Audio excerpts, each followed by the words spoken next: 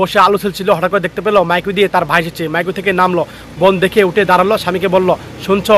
স্বামী তখন তাকালো, বলল আমার ভাই এসেছে। স্বামী দেখতে পেলো সত্যি তার ভাই এসেছে, আবার তাকিয়ে দেখলো ভাইটা বোনের কাছে এসে বোনকে বলল যে চল আমার লগে। বোন অবাক হয়ে গেল, বলল তোকে আমি অন্য জায়গায় বিয়ে দিব, অন্য জায়গায় তোকে আমি রাজধানীর মতো করে রাখবো। তখন বোন বলল ওকে আমি বহুত ভালোবাসি, ওকে ছেড়ে আমি কখনো যেতে পারবো না। তখন ভাইটা আবার বললো আরে ওই তোকে কি দিতে পেরেছে জীবনে?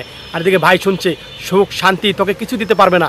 তখন ভাইটা দেখেন আবার শুনছে। বোন বলল মেয়েদের বিয়ে জীবনে একবারই হয় ভাই, ওকে আমি বিয়ে করেছি, তুমি যাও, আমি যেতে পারবো না।